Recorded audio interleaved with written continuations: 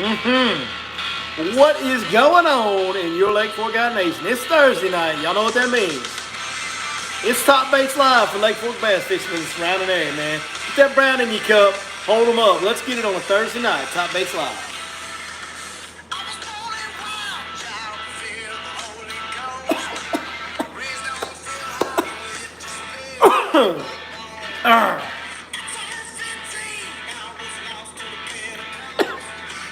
I'm choking.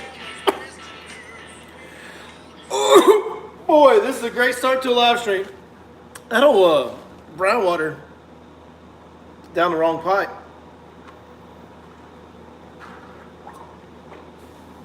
Not a great way to start a live stream, to be honest with you. Maybe the worst live stream start ever.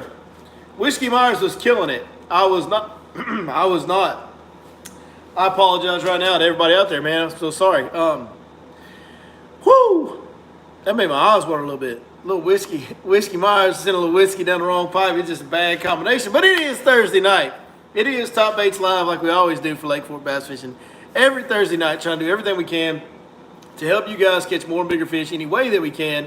And we are certainly happy to be here to help you guys any way we can tonight, man. I see some of the comments coming in, and I don't blame y'all. Hey, fall through us a curveball this week, but we made some adjustments, and at the end of the day, we kind of knocked it out of the park, man. We absolutely nailed it. It was not easy. It was a grind, as fall can be. Last week, it was like, this is easy. They're chasing bait all over the place. We catching them pretty much every day last week. This week was different. It was a grind. I think the full moon cycle had something to do with it. We're going to talk about that tomorrow night at the seminar. So if you guys are in the area, please come to the seminar. David Ozil is going to join me at the seminar. He's really, really smart about feeding cycles and moon phases and conditions. The man's got over 35 years experience doing this. He knows a lot more about all these different conditions and the way bass adjust to them than just about anybody I've ever talked to. He's really smart on that. So we're going to go in depth and detail at the seminar tomorrow night about that. Of course, you guys can ask whatever questions you want, and I'm sure we'll have another topic as well. So if you're available tomorrow night, 6 p.m., Lake Fork Marina, free seminar in the upstairs room at the tackle store. We'll have a good time, talk a lot of fishing, and we'll learn from David, who has just a lifetime of experience. Man, I got to fish with David today.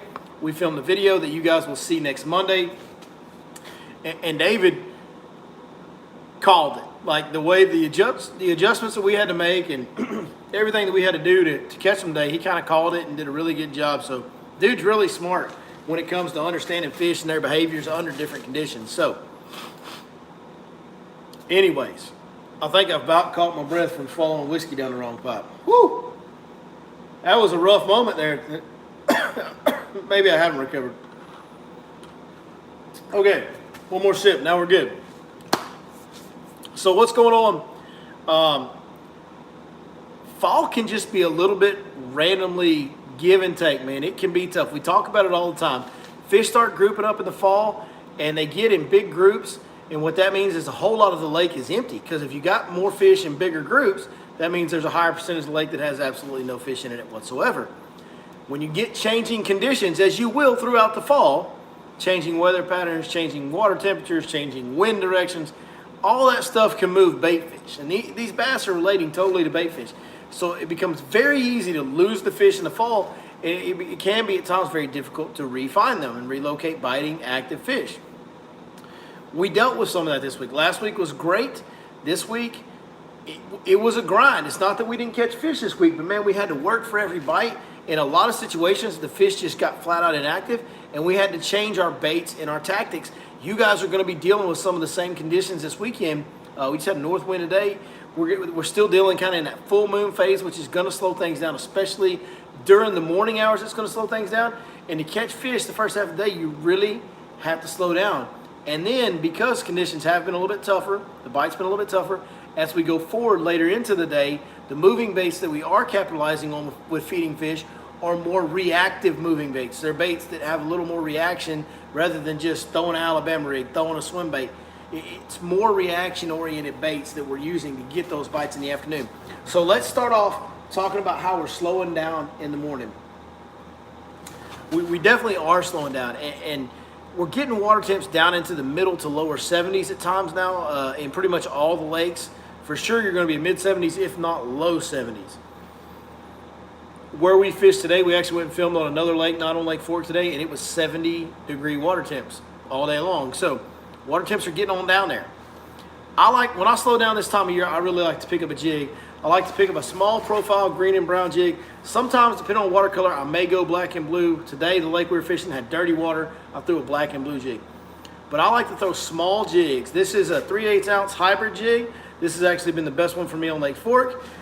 Also, I really am a big fan of this finesse jig. This is a 6-cent finesse jig with a baby stroker crawl. That is crawfish drone in 3/8 ounce 6-inch hybrid jig, 6-inch finesse jig in a brown color with a baby stroker crawl. Both have a stroke crawl. This one regular size, this one baby. But I really like both of these jigs. Now the key is we're still fishing shallow or really, really close to shallow. If we're not fishing, 2 foot of water, we're fishing extremely close to 2 foot of water on a creek channel drop-off edge, a creek bend, something like that.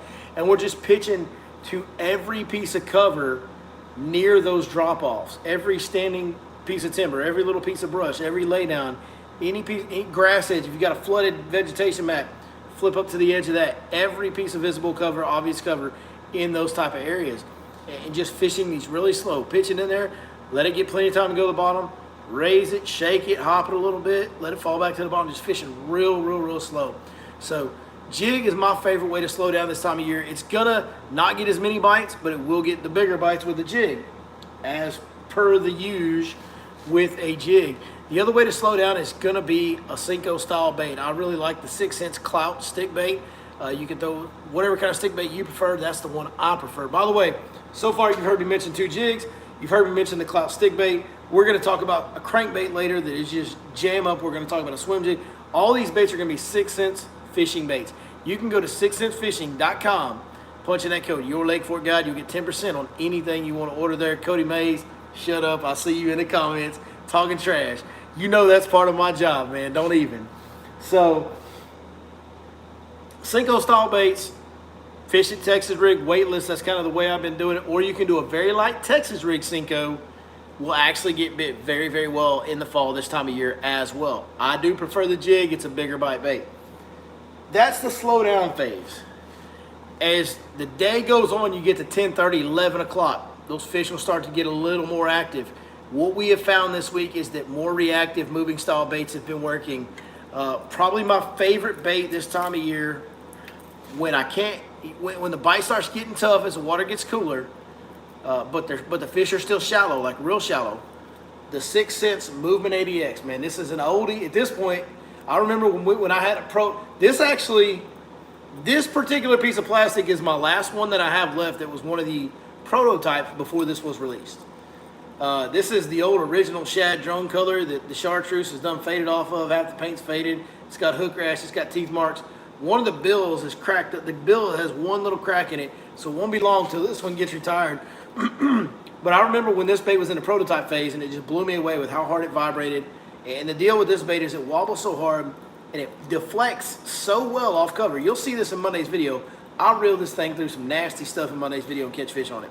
Like flooded bushes, and I'm just winding it, bang, banging it off branches everywhere I go. The deflection qualities of this are like no other. That's why it gets inactive fish to react better. It's just an unbelievable crankbait. But the fish have to be, this time of year, the fish have to be very shallow for the Movement ADX to be effective. That's the one downfall of it. It only is going to dive about 2 foot. So if those fish are out 4, 5, 6 foot of water, you're not going to get near as many bites on that bait as you would other style crankbaits. So what else vibrates really hard that we can throw in a little bit deeper water? Old chatterbait.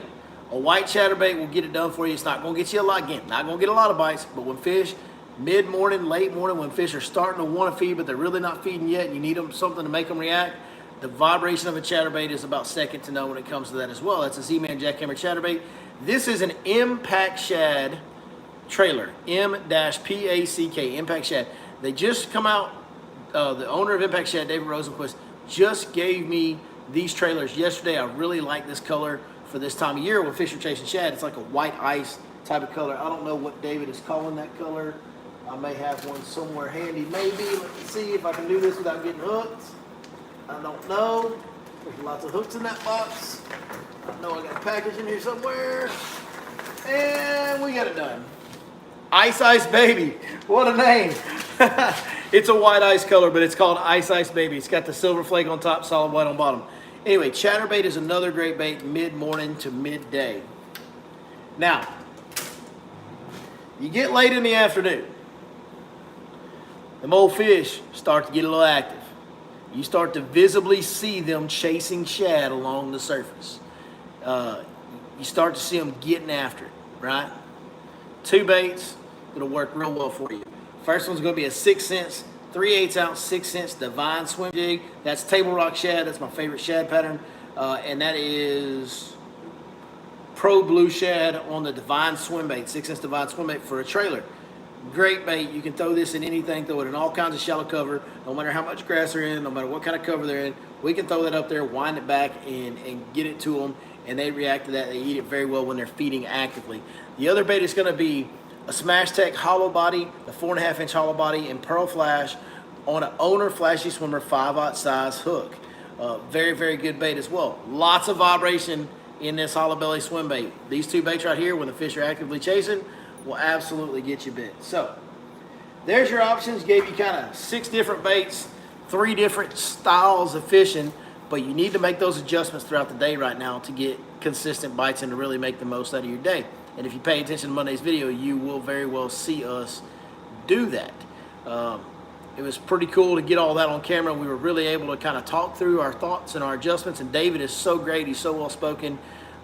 He's so great at doing that, and he helped me stay on cue and do that. And I think it made for a really good video to get some valuable content, you guys, as far as what was going through our heads as we were making these adjustments throughout the day.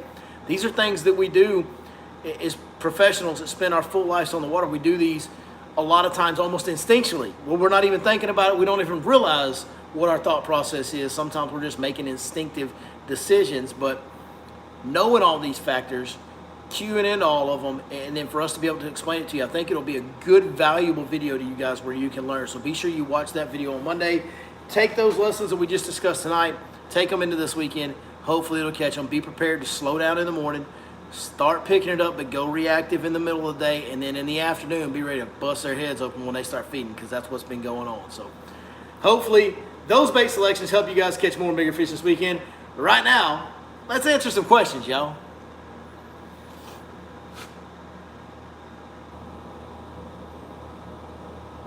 When is 6 Cents coming out with a spinnerbait? Next year sometime, I don't know. Wacky, you can wacky rig a Cinco style bait or a trick worm style bait like the Divine Shaky Hit Worm. You can wacky rig those if you want to. I've been fishing, my shallow water fishing's been around a lot of heavy cover, a lot of vegetation. So I've been liking the Cinco style bait, the 6 inch clout stick bait on a weightless Texas rig has been my deal.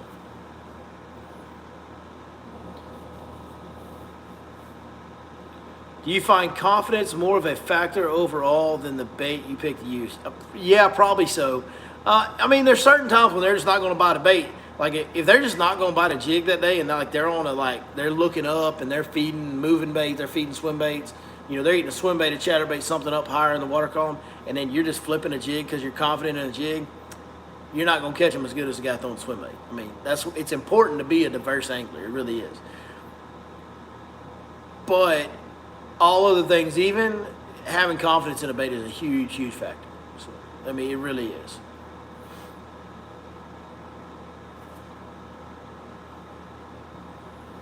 What is the max depth to be fishing right now? That's the other thing we didn't even discuss. The offshore bite is just starting to happen. The fall offshore bite, there's just starting to be a few fish out there. There's going to be more day by day as we go further into the fall. So the max depth of fish right now is about 30 foot or 25 foot if you want to go for the offshore fish. These shallow water driven fish that I'm really spending most of my time focusing on, early in the morning I'm pulling out a little bit. Like I said, I'm fishing creek channel edges, creek channel bends. Some of those are 4, 6, or 8 foot of water. That's about as deep as I'm going. It's about 8, maybe 9 foot on those creek channel swings. For the most part on Lake Fork, I'm fishing 0 to 2, maybe 3 foot of water in the middle of the day and in the afternoon. So really shallow on those. Now, all that being said, if they come up busting shad and they're out there over 10 foot of water, you better get your butt out there, because they will roam to the middle of nowhere chasing these bait fish. So there's really kind of no set depth. What you need to do is really really concentrate on trying to locate the big groups of bait fish that are being fed on. And when you do that, you're going to find the schools of bass.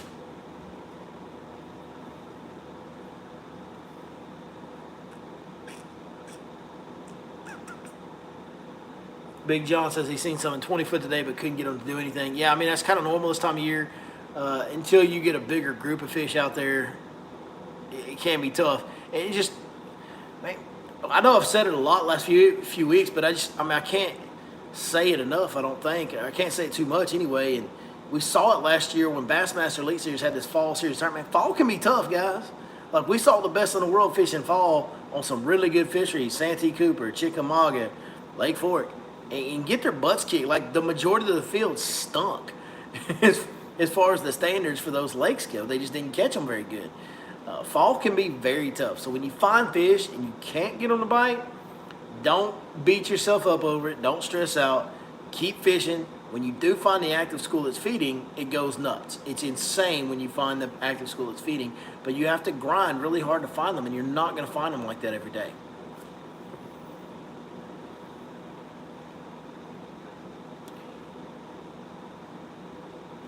What temps will the quake and the lipless crankbait? What temps will the lipless crankbait come into play? It's already in play. It's time to throw a lipless crankbait. You know, for me, I had other baits that worked better this week, and especially towards the end of the week. I mean, I was still throwing lipless crankbaits earlier this week, and we were catching fish on them. But as the week developed, the Movement 80X and the Chatterbait became a little bit better. But yeah, the lipless crankbait time of year has started. It's now. And even this week, we got off that quarter-ounce lipless crankbait, started throwing some of those heavier half-ounce lipless crankbaits. Even had one day where we caught some on the red crawl. So we've already started kind of dabbling a little bit here and there in those crawfish color patterns on our lipless crankbaits. What area on Lake Palestine would you concentrate on fishing this time of year? I mean, just backs of creeks. Lake Palestine is a really shallow water fishery for the most part. I mean, it's not that it doesn't have some main lake offshore stuff. It definitely does have some really good stuff and some big fish down on the south end of the lake. For me, the style I like to fish, I would definitely be concentrating backs of creeks. I'd be going, you know, the typical stuff. Flat Creek, Old Folks, Cades, maybe Candy Creek. Little Candy Creek's usually good in the fall. Just fishing that shallow water and doing the same thing. Getting around the creek channels and drains and the low spots in those flat, shallow areas and staying around that deeper water and just kind of fan casting around it until I locate fish. I'm about to sneeze. First I'm coughing, now I'm sneezing. Woo! We having a good one tonight, y'all. Cheers, y'all. It's Thursday night, Top Baits Live. Let's get it.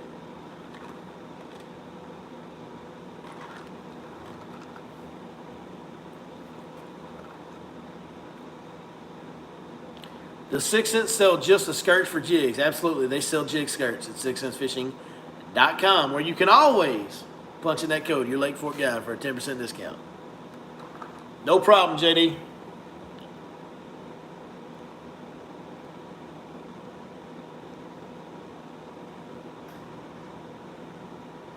Kyle Curley says the DD22 spinnerbait works all year round. Sounds like it. I mean, that's two of the best baits ever created, so. Tim, oh God. No wonder Tim Rhodes started this. My good old, one of my better friends in the world. Of course, he would be the one starting some crap like a DD22 spinnerbait jerk shad.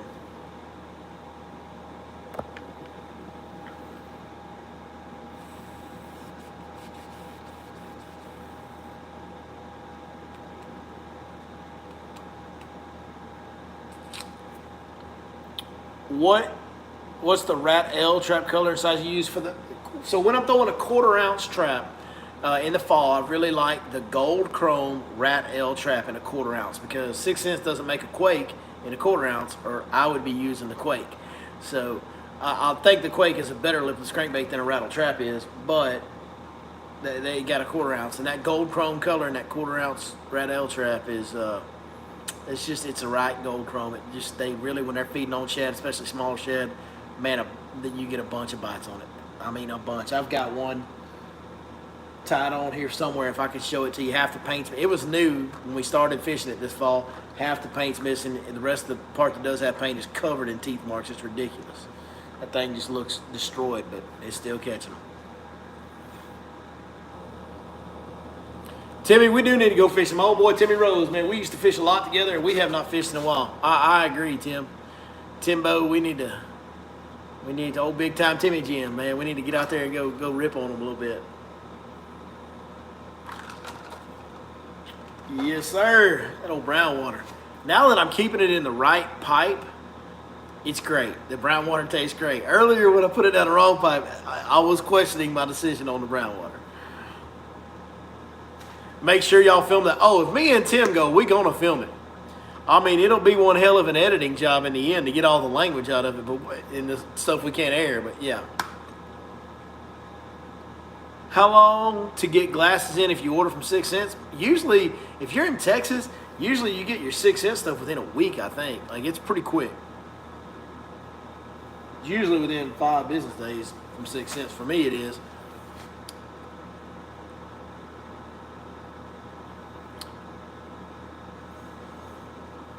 $6 days. Rocky Shoe, it took you 6 days to get your Waterland glasses. By the way, Waterland is the eyewear that I wear. You can find those at waterlandco.com. You can find them at 6centsfishing.com. You can also find the eyewear specifically at waterlandco.com.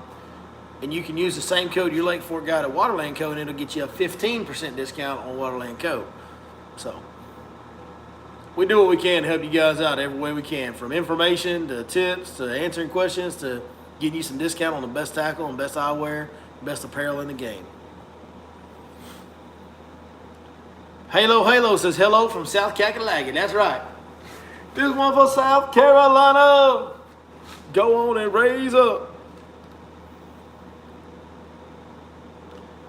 Oh, Timmy said, let's get a day when it's good and cold and go throw jigs on a deep creek bend. You remember that, Tim, when it was like literally the high was like 34 or 35 degrees?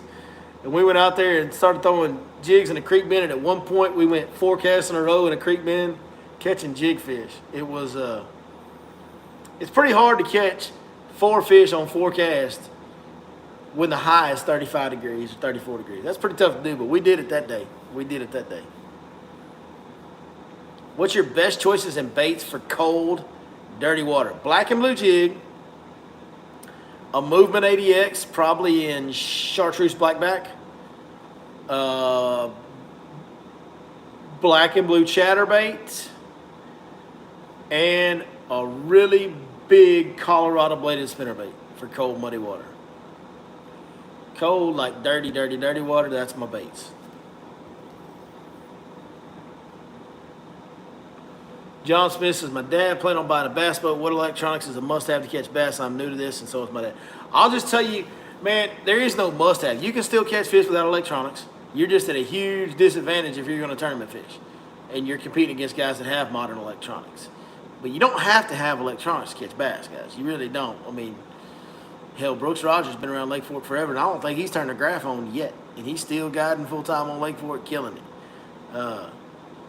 What do you want to have? For me, what I have, if you can get what you want, I've got a big Lowrance graph in my console. That's my preferred brand for mapping and many reasons, but I like Lowrance. Then I have a Humminbird 360 and a Lowrance live sonar active target unit on my bow next to my trolling motor. And that 360 and that live sonar, whether you choose Garmin or you choose Lowrance active target, unbelievable. I really like having Lowrance active target. I like the picture better on Lowrance than I do Garmin. On top of that, it links with my console graph because they're both Lowrance, and I run a Lowrance Ghost trolling motor, which I can link with my graphs, and I can even control my trolling motor from my console. I can just do a lot of things with that setup, man. It's exactly how I'm ordering my next boat. I love it. I absolutely love that setup of electronics and trolling motor and all that stuff. So it's really, really good.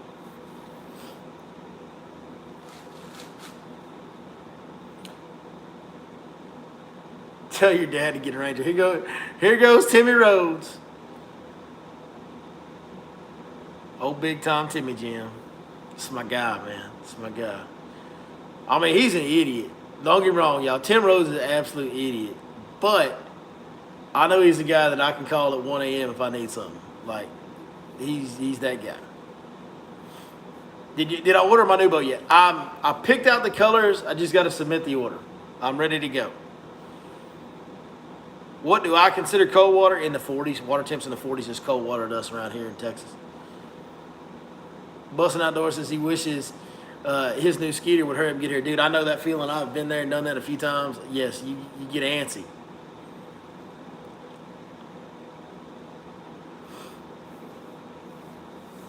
Maze, stop it. Don't be telling all my dirt. Tim said, hell, he can. That's how I know you'll answer at 1 a.m., Tim, because I have called you at 1 a.m.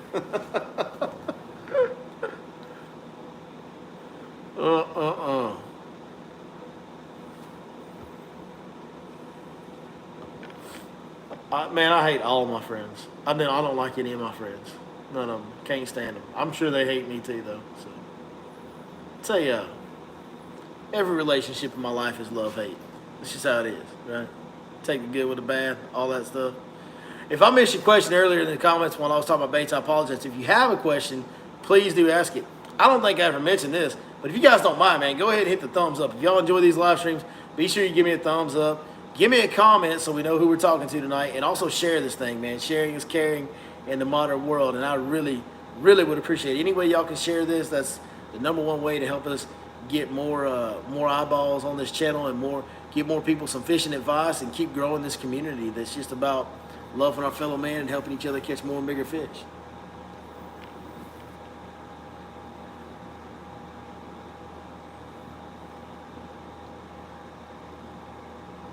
Out of Texas, what would be your bucket list to fish? Well, that's a great question.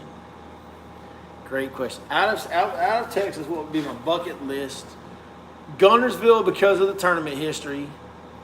Clear Lake because of the history.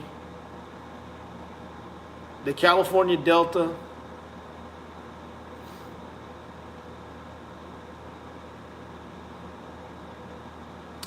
That's probably basically it. Gunnersville, Clear Lake, the Delta. I want to get up to big smallmouth country and do some of that too. I haven't ever gone up to like big smallmouth country up north. I want to do that. So, all that. Somebody keeps asking about, am I just chunking and winding an A-rig? I mean, yeah, you chunk and wind it, but the speed at which you wind it can vary greatly. And that's going to depend on the depth of your fish. It's important to know the fall rate of your Alabama rig, and it's also important to know the climb rate of your Alabama rig based on how fast you're reeling it. That's important to know whether or not your A-rig is slowly descending, staying level, or ascending based on the speed that you're fishing it. And that's just something you have to take time to learn based on how you rig your A-rig, what size weights you use, and all that. So.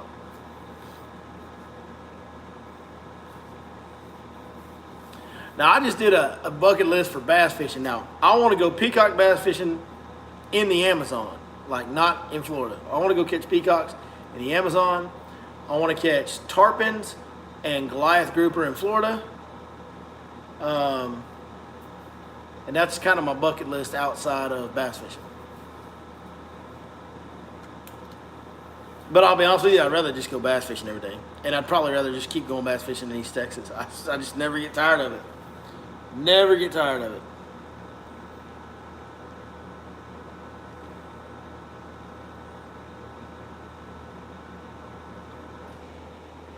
What is the best choice cranking rod, links, material, etc.? I'm Japanese, so I want to know how I choice American. If you're talking about for deep cranking, I prefer graphite rods. I don't like the glass rods, especially when I'm deep cranking. I got so much line out there when I hook a fish a lot of times. I do not like having that much bend in my rod. I want to be able to lay a little steam to a fish, have a little more power with a deep cranking rod. For that reason, I use an 8-foot heavy with a moderate action tip. I use a 6-inch Lux Series, an 8-foot heavy with a moderate tip. And it allows me, with a big crankbait, like here's one laying right here. This was laying here because the hook busted off of it. See how big those treble hooks are? Those treble hooks are really big. I don't mind, on a deep crankbait, horsing a fish to the boat. On a smaller crankbait, like a square bill, I don't want to, or a lipless crankbait, I don't want to horse a fish, so I go for smaller, bendier rods, medium action. Like I throw my square bills on a medium action rod. But with the big crankbait, I don't mind that tougher rod. And when I got all that line in it, allows me to get more meat into them and really load the rod up better and put some more steam on that fish.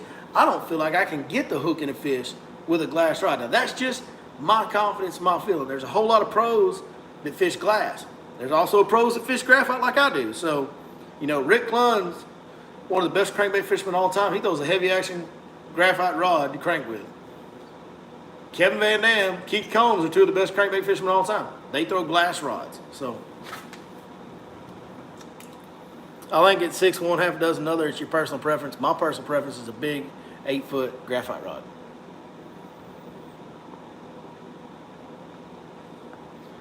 Do you pulse the A-rig like a stop and go or twitch? Sometimes I do, especially now with live sonar. Like if I'm reeling with live sonar and I can see a fish behind it or underneath it, I will give it a little, and I'll even like stop it and just shake it in place. And it'll just kind of slowly shake down to them, and then I'll reel it back up, make it get above them again. I do when I'm seeing them on a live sonar. I really think it's important to keep the A-rig above the fish as much as possible.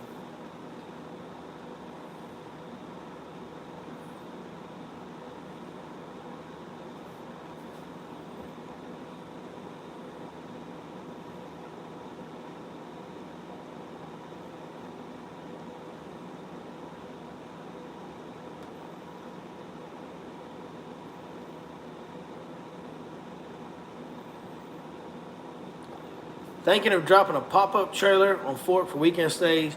What marina do you think is best to do that at? No, that's not an odd, because he said I know that's an odd question.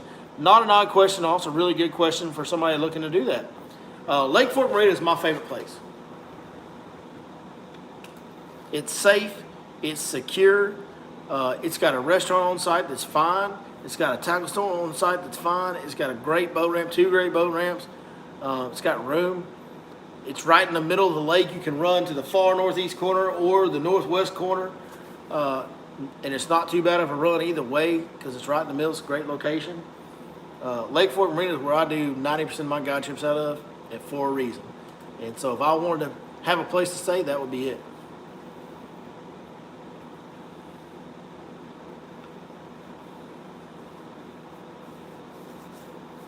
Timmy, I know you ain't scared. Cody Mays and Tim Road are having their own conversation about Tim not fishing the Hallbrook working man tournaments anymore.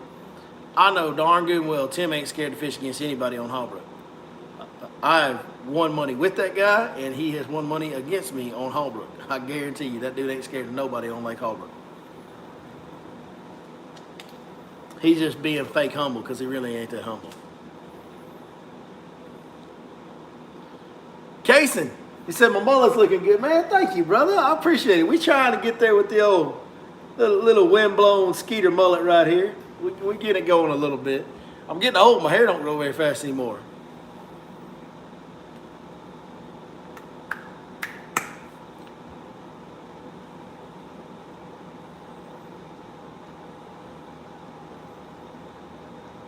What rod am I throwing my A-rig on? I'm throwing it on a 7/8 heavy Divine series from 6 Sense Fishing.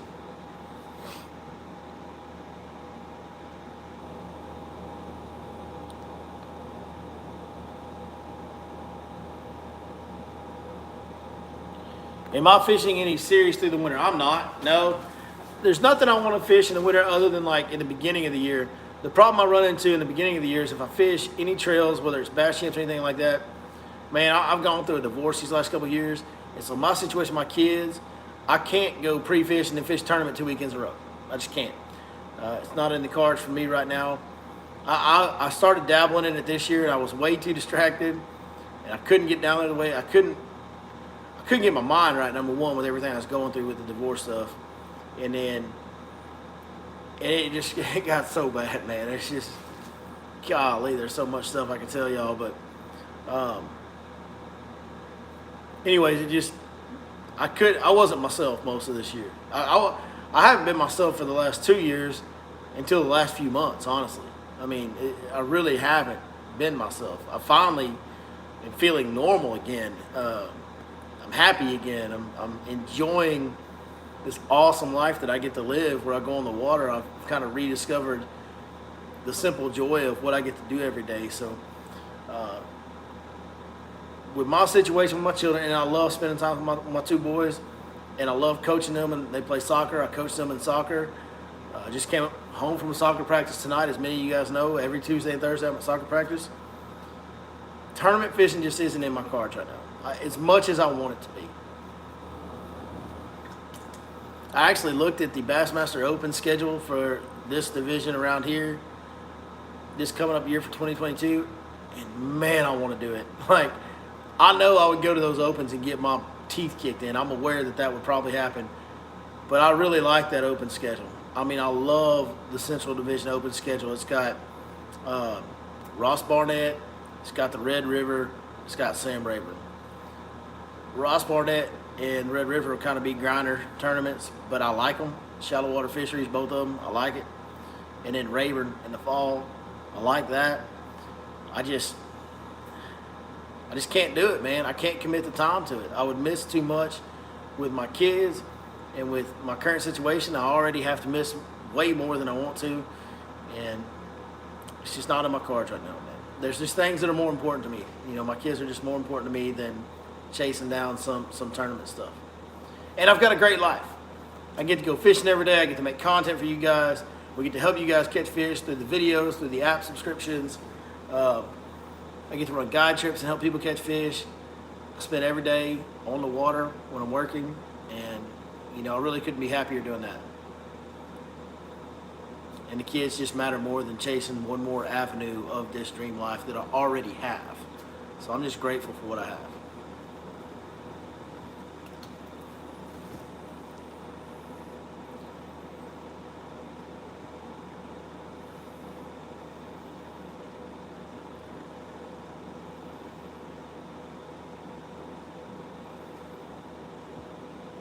What rod for a finesse jig? I like to use the Century Series 7.3 Heavy.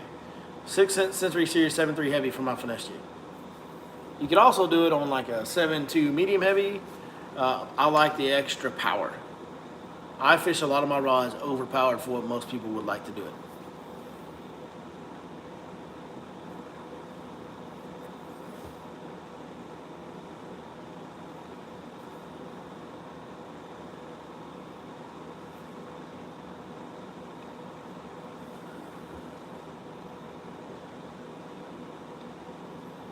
Cody May says, just do it. Bring the kids and have Vic watch them. That is probably the worst idea I've ever heard. Vic's got more kids than he can watch on his own right now. He's got another one on the way.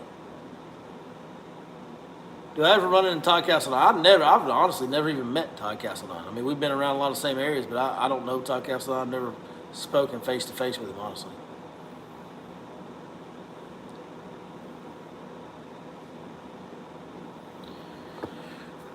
Next year, Central will be Castledine's ticket back to the elites. Maybe. I mean, I don't know. We got to see. I mean, Todd's had a lot of chances.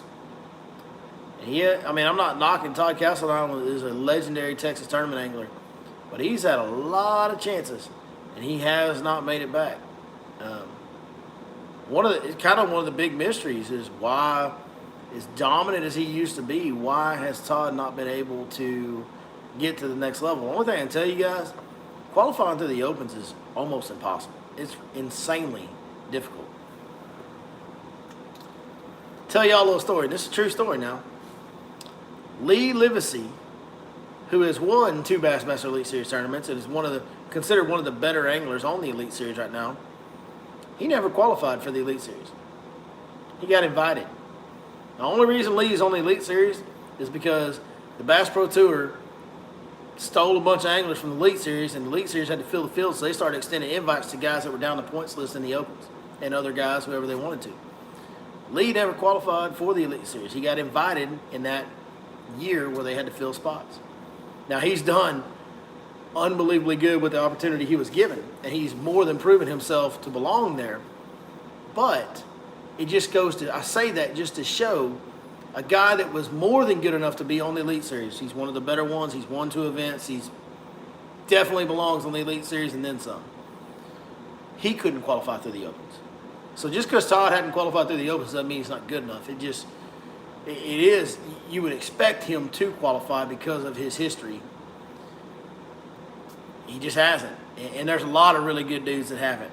It's what made what Scott Martin did, what Jason Christie did, what Greg Hackney did, and what now Jacob Porosnik has basically done. I don't know how he did at Grand today, but he has to just catch a few fish at Grand and he's in. What those guys have done is unbelievable accomplishment. To just 1 year in the opens, boom, we're into the elites. 2 years in the open for processing, boom, we're into the elites. It's crazy difficult to qualify through the opens. And you got to be, not only do you got to be really, really good, you got to be lucky. You can't have one bad day in your open schedule. It's insane. Where's Todd from? In Rayburn area. He's a Rayburn local. I don't know where he's originally from. He's been down there for a long time.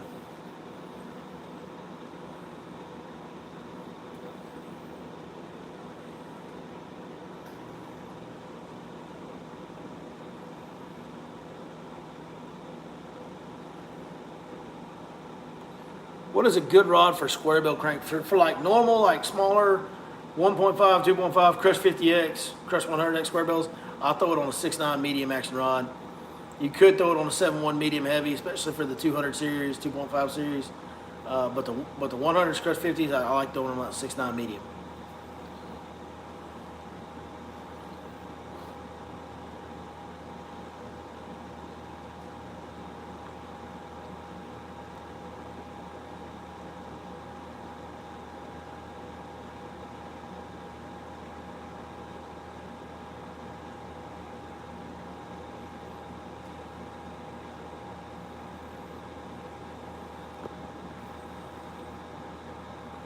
What's a good line size for the Movement 80X? 17-pound fluorocarbon's good.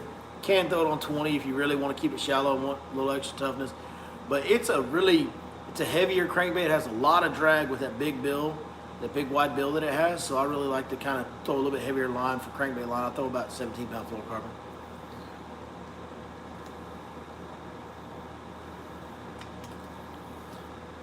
Herd Fork is a hard lake. What percentage of anglers do you find that blank on an outing? They're new to the lake. What makes the lake hard? What makes the lake hard? A lot. A lot makes the lake difficult. We'll tackle that first. So, Lake Fork is 27,000 acres. Every other big bass destination lake, Sam Rayburn, Toledo Bend, Gunnersville, Okeechobee, Clear Lake, all over 100,000 acres. Even Falcon, 80,000 acres. Lake Fork's only 27,000 acres, and it has as big of a reputation as any of them, if not a bigger reputation for any of them. So we get all the travel and destination travel. Lake Fork fish have a huge group of locals that fish them every day. More bass fishing guides reside on Lake Fork than any other lake in the country. Those fish per acre get so much more pressure than all these other big name lakes. It's just unfathomable how much pressure per acre they get on Lake Fork. That's one big factor. Second big factor, there is so much bait in Lake Fork. Again, it's unfathomable. You talk to biologists that do the shocking surveys out there. You just go out there every day and graph around in the summertime. You see bait everywhere. I mean, they have more threadfin, more gizzard shad, more brim.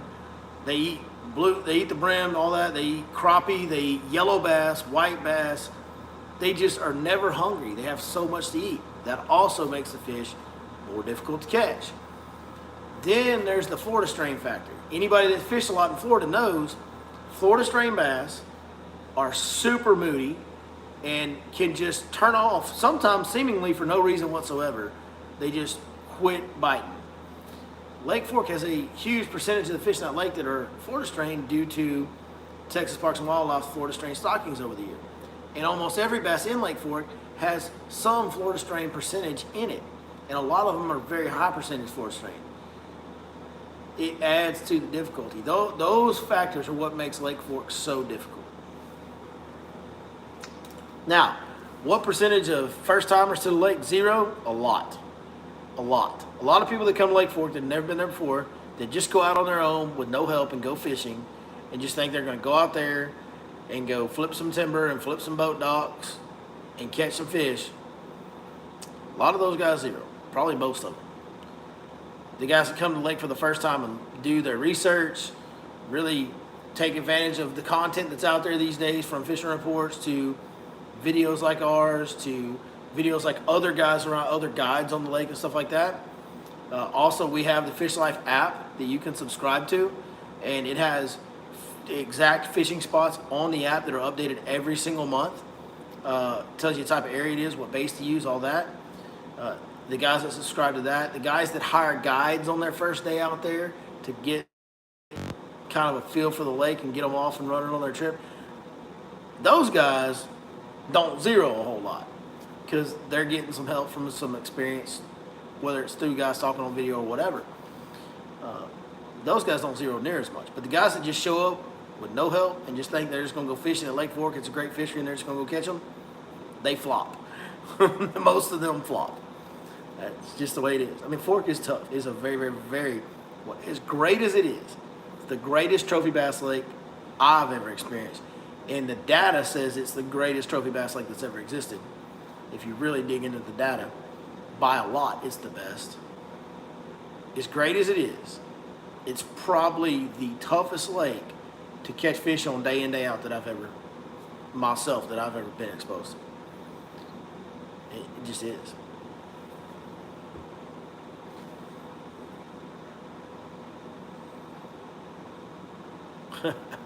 Rocky Shoe says, my first 2 trips were a big goose egg. The only reason I caught fish on my 3rd trip is because I went on a trip with Billy. Well, I appreciate you saying that.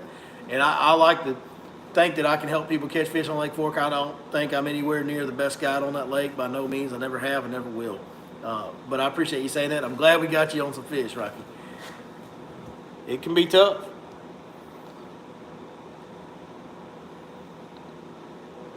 Do we have Cisco's like Clear Lake? No, I don't even know what Cisco's are.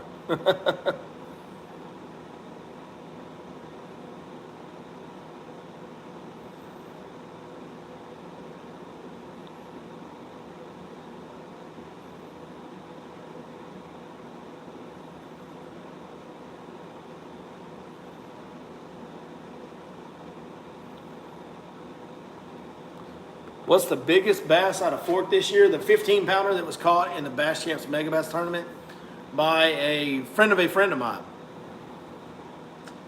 Well, I guess hell, I consider old Spurgeon my friend now too, now that we met, but a really good friend of mine, Michael Burnside, is really good buddies with Tanner Spurgeon, who caught a 15-pounder during Bass Champs Mega Bass Tournament. So the biggest one out of Fork this year was that 15.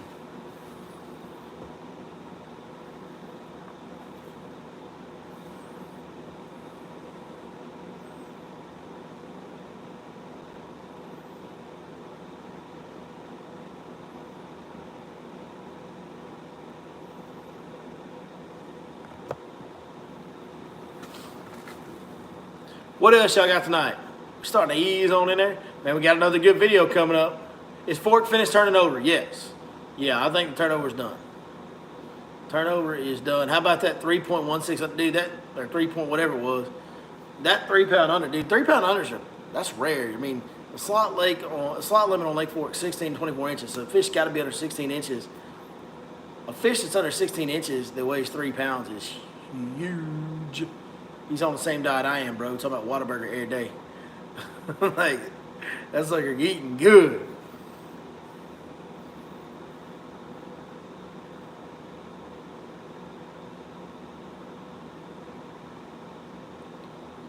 Am I suspect of the scale that measured that fish at 3 pounds? No.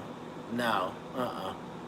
No, Bass Champs was running that Berkeley tournament, and one of the oldest, probably the most successful team trail there is out there. No, they got great scales. Great scales. I wouldn't question anything they did, honestly. Until they give me a reason to, and they never have.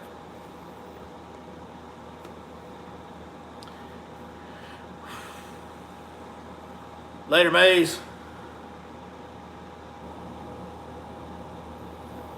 Am I sticking to the east side of the lake or the west side? Man, honestly, dude, I'm bouncing all around. I had settled in there for a little while, kind of more on the east side. I started fishing Lake Fork on the east side. Well, no, I didn't really. I kind of started, I don't know. I fished a lot more on the east side in my earlier years of fishing Lake Fork. So I tend to kind of lean east a little bit when it gets going good. I just tend to lean east. And it was starting to go good for me the last couple of weeks, and I started kind of staying more on the east side where I just have more confidence. But I've been bouncing all over the place, and I fish the whole lake, and I'm not scared. Dude, I'm not scared to go from Running Creek to the Highway 19. Like, I'll run the whole thing. It's just not that big of a lake. We can run it all.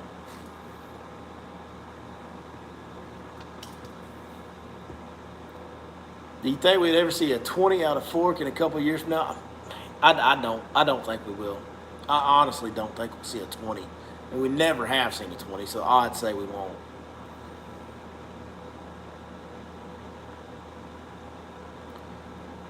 Have you ever got one for the ShareLonger program, and when does it start? I've never put a legacy class, a 13-pounder into the share. I've never had a 13-pounder. None of my customers. We had one on Athens that was 12 pounds, 13 ounces, and it was outside of ShareLonger season. I've had 2 customers have a fish on that I'm 1,000% sure was a over 13-pound fish, just didn't land it. One broke off, one just jumped off or pulled off. It didn't even jump, pulled off. But those 2 fish were for sure over 13 pounds. Saw every inch of both of them. No, I've never had one go into the ShareLonger program. When does it start? It starts January 1, I believe. They go from January 1 to, I think, April 30th, or maybe April 30th. I don't know, I'd have to check, but it starts January 1. That's just for donations. You can register the fish into the program any time of year. But for the fish to get donated and Texas Parks and Wildlife take it and spawn it out, it's January 1 to April. They allow 25. Yes, they can hold up to 25 ShareLonkers. They have 25 holding tanks for ShareLonkers. That's correct.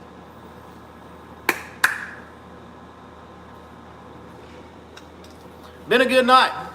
Been a good week. Again, a little tougher, a little grind.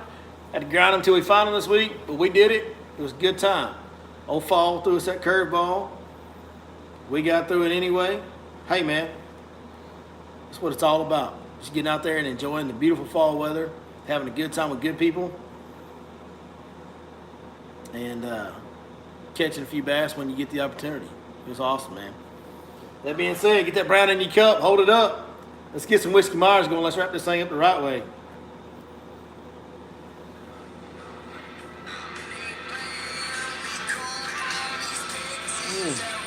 Yeah, boy. Thank you guys for joining us tonight. I'm just going to hold the cups. I'm fixing to drink some more. As a matter of fact, thank you guys for everything that y'all always do for us at Your Lake Fork Guide, man. Couldn't do it without y'all. I love every one of you. We'll see you next time, right here on Your Lake Fork Guide. Cheers, y'all.